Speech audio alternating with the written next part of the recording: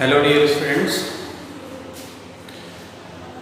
as we are studying the P block elements in class 12 chemistry related to the same chapter, there is the next topic oxyacids of phosphorus about which we will discuss today. Means आज का हमारा topic है ऑक्सीएसिड्स of phosphorus जो कि related है class 12th chemistry subject P block elements से। इसके पहले हम लोगों ने नाइट्रोजन और उसके कंपाउंड्स के बारे में, फास्फोरस और उसके कुछ कंपाउंड्स के बारे में स्टडी की है और सिलेबस के अकॉर्डिंग जो लास्ट पॉइंट फास्फोरस से रिलेटेड है वो है ऑक्सीएसिड्स ऑफ फास्फोरस और उसी के बारे में आज हम डिस्कस करेंगे। तो let us proceed. First of all some basic things, some fundamental things about oxoacids of phosphorus, and in which first is in oxoacids of phosphorus exists in sp3 hybridization. As in this example you can see the phosphorus being at the center, it is sharing its electron with oxygen atom, with hydrogen atom, and here with hydrogen atom, and another one here with oxygen atom. So one s orbital and 3p orbitals of valence shell of phosphorus, those take part in hybridization. यानी कि ऑक्साइसिड्स of phosphorus में phosphorus sp3 hybridisation में होता है जिसमें कि उसके outer most shell यानी वैलेंस सेल के 1s इलेक्ट्रॉन और 3p इलेक्ट्रॉन्स बॉन्डिंग में पार्टिसिपेट करते हैं और इस तरह से 1s ऑर्बिटल और 3p ऑर्बिटल्स ये हाइब्रिडाइजेशन में जाते हैं और इस तरह से sp3 हाइब्रिडाइजेशन होता है। और आप जानते हैं कि when there is sp3 hybridization then shape of molecule is tetrahedral and phosphorus atom lies at the centre in the compound.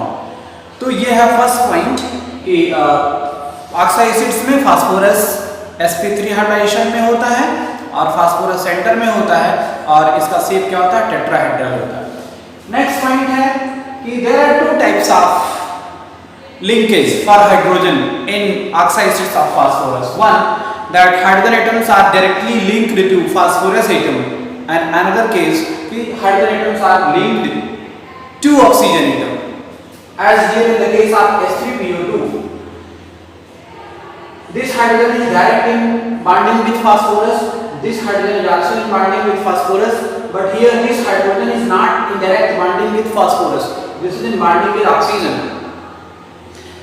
तो OH bond in oxyacids of phosphorus, those are ionizable, means OH bond breaks, यानी कि ये hydrogen, oxygen और phosphorus का जो complex है, इसका जो कंपाउंड है ये आयनाइजेबल होता है और ये एसिडिक प्रॉपर्टी रिफ्लेक्ट करता है और ये एसिडिक प्रॉपर्टी किसकी वजह से होती है? This is due to ionization of OH bond. Here bond pair of electron it shifts towards oxygen and it gives out H plus and O minus, and this is the reason why it is acidic in nature. But just opposite to it, pH bond, phosphorus and hydrogen bond, यानी कि ये जो bond है इसमें ionization नहीं होता है, ये आयनाइज नहीं होता है और OH बॉन्ड आयनाइजेबल होता है और इसी आयनाइजेबल प्रॉपर्टी की वजह से एसिडिक प्रॉपर्टी होती है ऑक्साइसिड्स ऑफ फास्फोरस की। Next, oxidation state of phosphorus in oxyacid that ranges from -3 to +5। बिल्कुल शॉर्ट में एक बार फिर से देख लीजिए कि ऑक्साइसिड्स ऑफ फास्फोरस में फास्फोरस एटम sp3 हाइब्रिडाइजेशन में होता है और sp3 हाइब्रिडाइजेशन की वजह से इसका शेप कैसा होता है, टेट्राहेड्रल होता है और फास्फोरस मॉलिक्यूल के सेंटर में होता है, यानी फास्फोरस सेंट्रल एटम होता है। उसके साथ साथ फास्फोरस में हाइड्रोजन फास्फोरस एटम से बॉन्डेड होता है और उसके साथ साथ ऑक्सीजन एटम से भी हाइड्रोजन जुड़े होते हैं, हाइड्रोजन की बॉन्डिंग होती है। तो जो ऑक्सीजन और हाइड्रोजन का बॉन्ड है वो आयनाइज करता है, वो ब्रेक होता है और जिसकी वजह से H+ आयन रिलीज होते हैं और यही ऑक्साइसिड ऑफ फास्फोरस में एसिडिटी के लिए रिस्पॉन्सिबल होते हैं, एसिडिक प्रॉपर्टी के लिए रिस्पॉन्सिबल होते हैं, जबकि पीएच बॉन्ड फास्फोरस और हाइड्रोजन के बीच का जो बॉन्ड होता है वो नॉन आयोनाइजेबल होता है। और ऑक्सीडेशन स्टेट की बात करें तो -3 से लेकर के +5 तक रेंज करता है। जैसे कि हाइपोफॉस्फोरस एसिड में फास्फोरस का ऑक्सीडेशन स्टेट +1 है, ऑर्थोफॉस्फोरस एसिड में +3 है, हाइपोफॉस्फोरिक एसिड में +4 है, जबकि ऑर्थोफॉस्फोरिक, पायरोफॉस्फोरिक और मेटाफॉस्फोरिक इन तीनों एसिड्स में +5 +5 और +5 ऑक्सीडेशन स्टेट होता है। अगर हम बेसिसिटी की बात करें तो हाइपोफॉस्फोरस एसिड की बेसिसिटी 1 होती है और ऑर्थोफॉस्फोरस एसिड की बेसिसिटी 2 होती है, हाइपोफॉस्फोरिक एसिड की बेसिसिटी 4 होती है और ऑर्थोफॉस्फोरिक एसिड की बेसिसिटी 3 होती है, पायरोफॉस्फोरिक एसिड की बेसिसिटी 4 होती है और मेटाफॉस्फोरिक एसिड की बेसिसिटी 1 होती है। What is basicity? Basicity means number of H+ ion that can be released by N acid. कोई भी एसिड एक्वस सॉल्यूशन में कितने H+ आयन दे सकता है पर मॉलिक्यूल, वो उसकी बेसिसिटी होती है। तो जो एसिड्स 1H+ रिलीज करते हैं वो मोनोएसिडिक होते हैं, जहाँ पर 2H+ रिलीज होंगे वो डाइबेसिक होंगे, इसी तरह से ट्राइबेसिक, टेट्राबेसिक होते हैं। ठीक है, तो ऑक्साइड एसिड्स ऑफ फास्फोरस में हाँ एक और पॉइंट है कि फास्फोरस और हाइड्रोजन बॉन्ड जो पीएच बॉन्ड होता है ये नॉन आयोनाइजेबल होता है, लेकिन इसकी वजह से ऑक्सीडेशन होता है। यही प्रॉपर बॉन्डिंग है, यही बॉन्ड है पीएच बॉन्ड, जिसकी वजह से कि oxide acids of phosphorus oxidize होते हैं, या फिर ये कहें कि एज ए रिड्यूसिंग एजेंट ये फंक्शन करते हैं। मींस ये जो पीएच बॉन्ड है, पीएच बॉन्ड में जो हाइड्रोजन प्रेजेंट है, इस हाइड्रोजन को आसानी से किसी भी ये हाइड्रोजन सीकिंग स्पीसीज को डोनेट कर देते हैं और इस तरह से खुद ऑक्सीडाइज होते हैं और रिलेटेड जो काउंटर पार्ट होता है उसको रिड्यूस करा देते हैं। तो ये सारी प्रॉपर्टी अभी डिटेल में हम देखेंगे वीडियो में आगे। फर्स्ट कंपाउंड है वो phosphorus acid H3PO2। H3PO2 hypophosphorous acid, इसकी सिंथेसिस कैसे होती है? सिंथेसिस का प्रोसेस ये है कि when phosphorus, white phosphorus, it is treated with barium hydroxide and water, it gives out barium hypophosphite and phosphine. Then again barium hypophosphite, when it is treated with sulfuric acid, it gives barium sulfate and hypophosphorus acid. यानी कि hypophosphorous acid को prepare करने का method क्या है कि phosphorus, specially white phosphorus की reaction barium hydroxide water के साथ होती है, तो ये प्रोड्यूस करता है बेरियम हाइपोफॉस्फाइट और फास्फीन यानी PH3। फिर बेरियम हाइपोफॉस्फाइट की रिएक्शन जब H2SO4 से करा देते हैं सल्फ्यूरिक एसिड से, तो ये प्रोड्यूस करता है बेरियम सल्फेट और H3PO2 प्रोड्यूस करता है। नेक्स्ट है इसकी फिजिकल प्रॉपर्टी। फिजिकल प्रॉपर्टीज की बात करें तो hypophosphorous acid colourless crystalline solid होता है और ये वाटर में इजीली सॉल्युबल होता है, यानी वाटर में बहुत आसानी से डिसॉल्व हो जाता है। और this is monobasic acid. Monobasic acid means aqueous solution में ये H+ आयन रिलीज करता है जिसकी नंबर होती है 1, मींस 1 H+ आयन रिलीज करता है, तो ये मोनोबेसिक कंपाउंड है, मोनोबेसिक एसिड है। केमिकल प्रॉपर्टीज नंबर 1, डिकम्पोजिशन होता है इसका when hypophosphorus acid is heated, it produces H3PO4 and phosphine means PH3. H3PO4 is orthophosphoric acid. तो जब हाइपोफॉस्फोरस एसिड को हम हीट करते हैं तो ये बना देता है ऑर्थोफॉस्फोरिक एसिड और फास्फीन का प्रोडक्शन करता है। नेक्स्ट है रिड्यूसिंग नेचर। रिड्यूसिंग नेचर जैसा कि यहाँ पे आपको बताया गया था कि due to PH bond, phosphorus hydrogen bond, there is reducing property or there is reducing nature in oxide acids of phosphorus, so because of that it acts as reducing nature. reducing nature यहाँ पे क्या हुआ, AgNO3 इस compound में silver का oxidation state क्या है, +1 है। in AgNO3 oxidation state of silver is +1 and when it reacts with H3PO2 means hypophosphorus acid it produces Ag silver means silver is in free state। तो यहाँ पर silver का oxidation state क्या हो गया, 0, क्योंकि किसी भी एटम की फ्री स्टेट में ऑक्सीडेशन स्टेट 0 होती है, जबकि यहाँ पे +1 है तो +1 से 0 हो गई, ऑक्सीडेशन स्टेट डिक्रीज कर गई। और डिक्रीज इन ऑक्सीडेशन स्टेट क्या होता है, reduction. Oxidation is increase in oxidation number और oxidation state and reduction is decrease in oxidation state. तो यहाँ पर ऑक्सीडेशन स्टेट घट रही है, इसलिए क्या हो गया, रिडक्शन हो गया। जबकि इसी का अपोजिट जस्ट कि जब किसी भी एलिमेंट की ऑक्सीडेशन स्टेट इंक्रीज करती है कंपाउंड में, तो वो क्या होता है, उसका ऑक्सीडेशन होता है। नेक्स्ट है रिडक्शन। ये इसका खुद का रिडक्शन हो जाता है, ये खुद भी रिड्यूस होता है। जैसे कि H3PO2 मींस हाइपोफॉस्फोरस एसिड, जब हाइड्रोजन के साथ इसकी रिएक्शन होती है जिंक और हाइड्रोक्लोराइड के प्रेजेंस में, तो ये प्रोड्यूस करता है वाटर और फास्फीन H2O और PH3।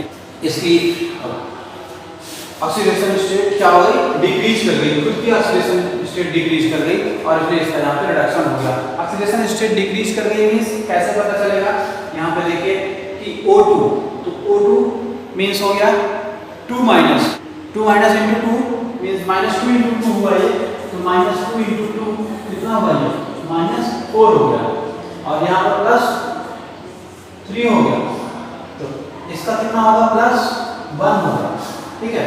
और +1 से यहाँ पर इसका ऑक्सीडेशन स्टेट क्या होगा, -3 हो गया, क्योंकि हाइड्रोजन की कितनी होती है, +1, तो मल्टीप्लाई 3 कितना आया, +3। ऑक्सीडेशन स्टेट यहाँ पर टोटल हाइड्रोजन की कितनी हो रही है, +3, तो फास्फोरस की -3 होगी, तभी जाकर के टोटल वैलेंसी 0 आएगी। तो यहाँ पर H3PO2 itself it reduces into phosphine into PH3। ऐसे H3PO2 में फास्फोरस की ऑक्सीडेशन स्टेट +1 है, जबकि जब ये फास्फीन में कन्वर्ट होता है हाइड्रोजन से रिएक्शन करने के बाद, तो इसकी ऑक्सीडेशन स्टेट -3 हो जाती है। तो ये हो गया इसका रिडक्शन। तो ये इसकी प्रॉपर्टीज के बारे में है कि इसका रिडक्शन होता है और ये खुद रिड्यूसिंग एजेंट के रूप में फंक्शन करता है, यानी कि ऑक्सीडेशन रिडक्शन दोनों होते हैं इसके, ये ऑक्सीडाइज भी होता है और रिड्यूस भी होता है और इसके साथ साथ हीट करने पर डिकम्पोज कर जाता है। और हाइपोफॉस्फोरस एसिड का यूज अगर हम बात करें तो सबसे इंपॉर्टेंट यूज ये है कि सोडियम हाइपोफॉस्फाइड, पोटेशियम हाइपोफॉस्फाइड, कैल्शियम हाइपोफॉस्फाइड, यानी कि जब ये कैल्शियम के साथ रिएक्शन करके, सोडियम के साथ रिएक्शन करके या पोटेशियम के साथ रिएक्शन करके करस्पॉन्डिंग मेटल हाइपोफॉस्फाइड बनाता है, तो ये मेटल हाइपोफॉस्फाइड्स न्यूरल टॉनिक के रूप में यूज करते हैं, यानी ब्रेन टॉनिक के रूप में इसका यूज किया जाता है। तो ये इसका इंपॉर्टेंट यूज है। यानी कि यहाँ से एक पॉइंट और क्लियर होकर आता है कि हाइपोफॉस्फोरस एसिड वो मेटल्स के साथ रिएक्शन करता है और मेटल्स के साथ रिएक्शन करना क्या रिफ्लेक्ट करता है, इसकी एसिडिक प्रॉपर्टी को रिफ्लेक्ट करता है। तो ये भी एक केमिकल प्रॉपर्टी है कि hypophosphorous acid zinc, magnesium, sodium, potassium, calcium जैसे मेटल से रिएक्शन करके जिंक हाइपोफॉस्फाइड, मैग्नीशियम हाइपोफॉस्फाइड, कैल्शियम हाइपोफॉस्फाइड और पोटेशियम हाइपोफॉस्फाइड जैसे कंपाउंड्स यानी साल्ट्स का फॉर्मेशन करता है। नेक्स्ट कंपाउंड है हमारा orthophosphoric acid, orthophosphorous acid. Compound number 2 orthophosphoric acid और phosphorous acid, chemical formula H3PO3।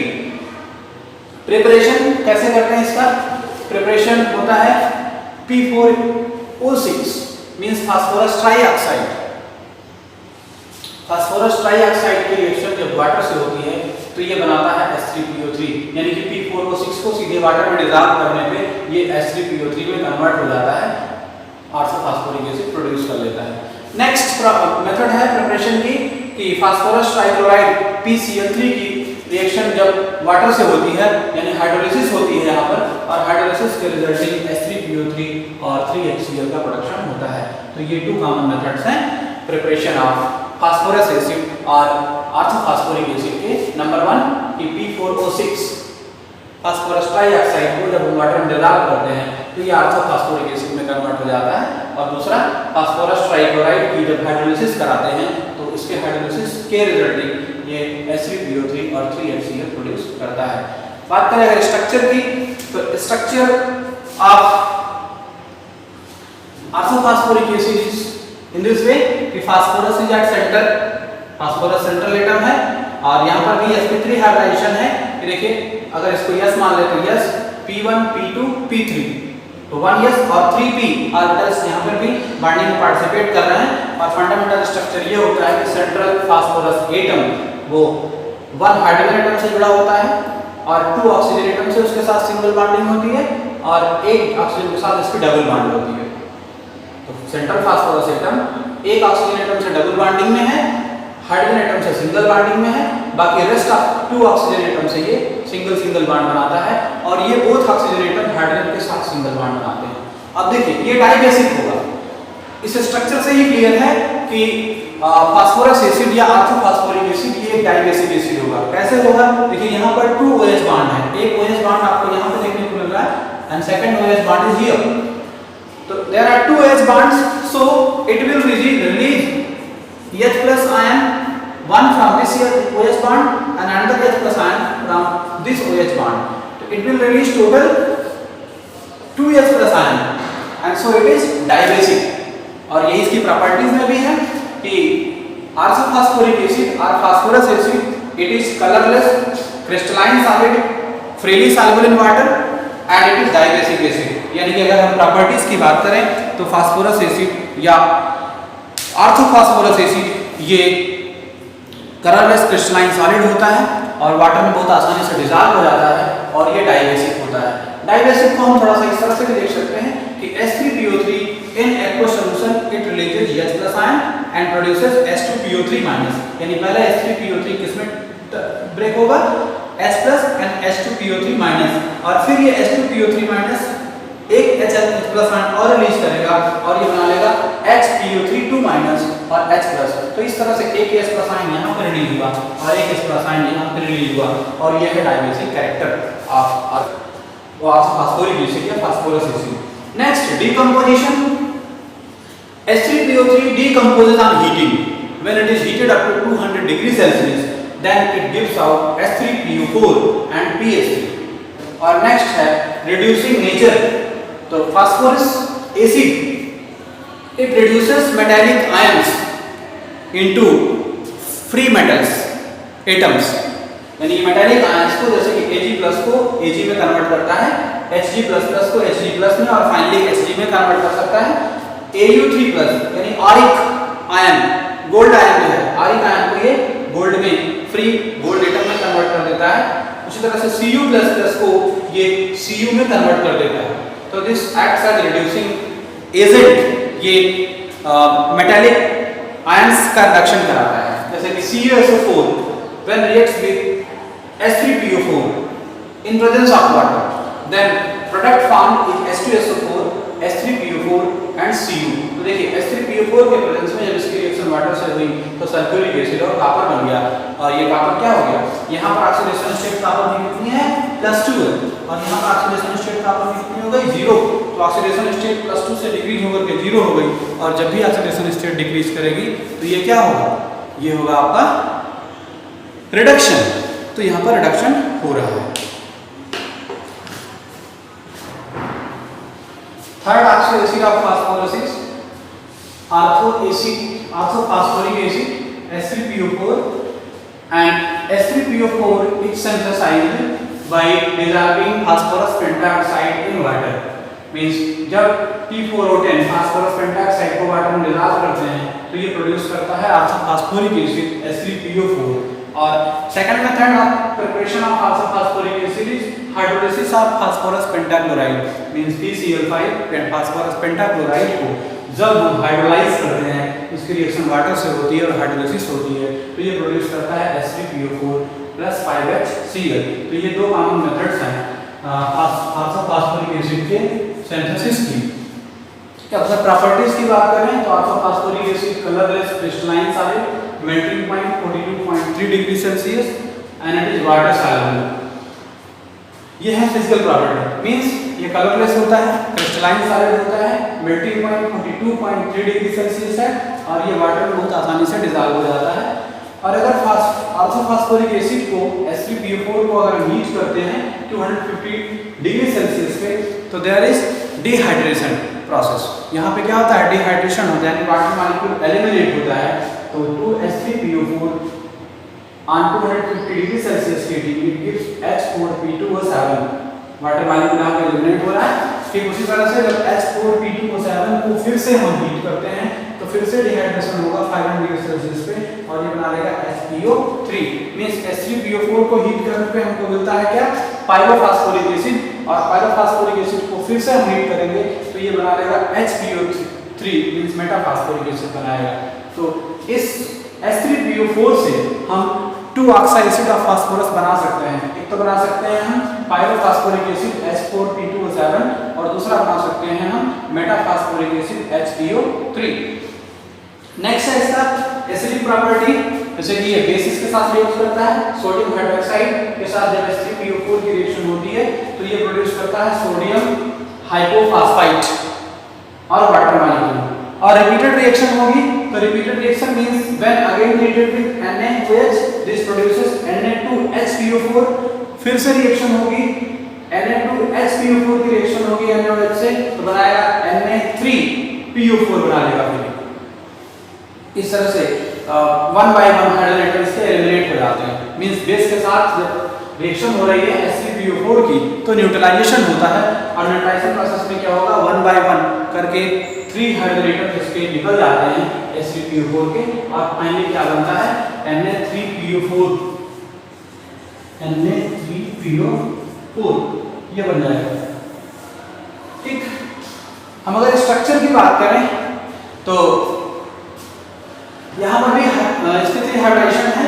Central phosphorus atom ये बॉन्डेड होता है 3 डिफरेंट ऑक्सीजन एटम से सिंगल बॉन्ड से। यानी central phosphorus atom 1 2 3 oxygen atom से सिंगल बॉन्ड से जुड़ा है और ये 3 ऑक्सीजन एटम्स हाइड्रोजन बॉन्ड से जुड़े हुए हैं। यानी कि फास्फोरस एटम 3 ऑक्सीजन एटम से सिंगल बॉन्ड से जुड़ा है और फिर ये तीनों के तीनों ऑक्सीजन एटम हाइड्रोजन एटम से सिंगल बॉन्ड से कनेक्ट होते हैं और 4th ऑक्सीजन फास्फोरस से डबल बॉन्ड से जुड़ा होता है।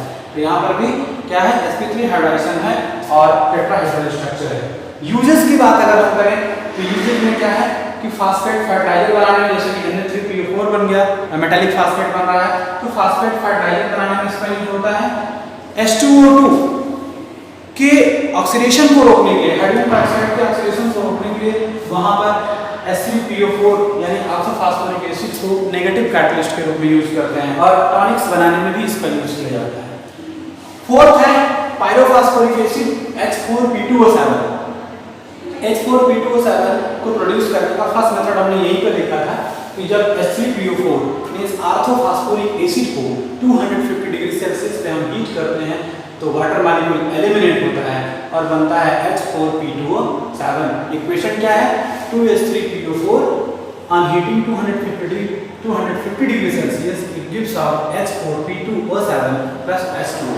और एक मेथड है दूसरा कि H3PO4 means orthophosphoric acid when treated with metaphosphoric acid, यानी कि ऑर्थोफॉस्फोरिक एसिड और मेटाफॉस्फोरिक एसिड दोनों की रिएक्शन अगर कराते हैं तो बनता है H4P2O7 means पायरोफॉस्फोरिक एसिड। तो ये 2 कॉमन मेथड्स हैं पायरोफॉस्फोरिक एसिड के सिंथेसिस के। एक तो है कि ऑर्थोफॉस्फोरिक एसिड के हीटिंग से, उसके डिहाइड्रेशन से, और दूसरा है ऑर्थोफॉस्फोरिक एसिड और मेटाफॉस्फोरिक एसिड की रिएक्शन से बनता है H4P2O7।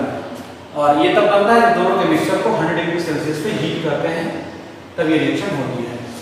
अगर प्रॉपर्टीज की बात करें तो pyrophosphoric acid is colourless, needle shaped, crystalline solid, melting point is 61 degree Celsius and it is water soluble, यानी कि वाटर में डिसॉल्व होता है।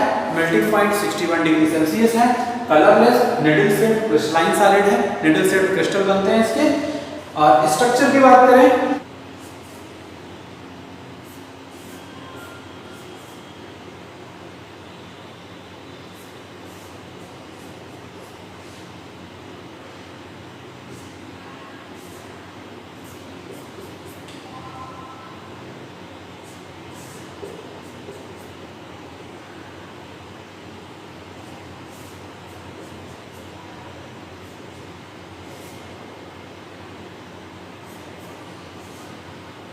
H4P2O7 का स्ट्रक्चर इस तरह से है कि यहाँ पर 2 फास्फोरस एटम्स हैं और दोनों फास्फोरस एटम के बीच में एक ऑक्सीजन एटम होता है। Means 1 oxygen atom it lies between the 2 phosphorus atoms, it is bonded with both the phosphorus atom by single bond. ये ऑक्सीजन एटम इधर भी फास्फोरस से सिंगल बॉन्ड से जुड़ा है और इधर भी सिंगल बॉन्ड से फास्फोरस से जुड़ा हुआ है। And these phosphorus atoms are surrounded by 4 oxygen atoms। Means ये भी 4 ऑक्सीजन एटम से सराउंडेड है और ये भी फास्फोरस एटम 4 ऑक्सीजन एटम से सराउंडेड है। अब ऑक्सीजन की बॉन्डिंग फास्फोरस से कैसे है, that is the matter here कि 1 oxygen atom in double bonding with each phosphorus atom, means दोनों फास्फोरस एटम के साथ एक एक ऑक्सीजन एटम डबल बॉन्ड से जुड़ा हुआ है। और then after there are 3 oxygen atoms in single bonding with each phosphorus atom. देखिए p सिंगल बॉन्ड हो, p सिंगल बॉन्ड हो, p सिंगल बॉन्ड हो, तो ये 3 ऑक्सीजन एटम्स क्या हो गया, सिंगल बॉन्ड से जुड़े हैं। In the same way here this phosphorus atom p single bond हो, p सिंगल बॉन्ड हो, p सिंगल बॉन्ड हो।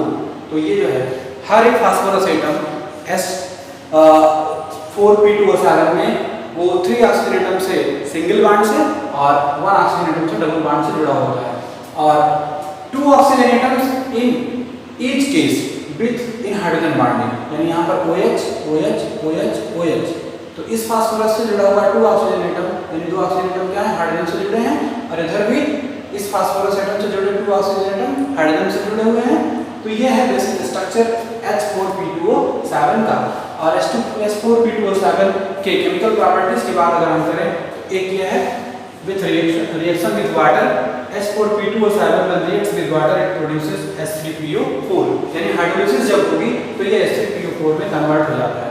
और H4P2O7 को अगर हम हीट करते हैं तो हीटिंग के केस में डिहाइड्रेशन होगा और ये बनाएगा HPO3 मींस मेटाफॉस्फोरिक एसिड का प्रोडक्शन कर लेगा और वाटर मॉलिक्यूल एलिमिनेट करेगा।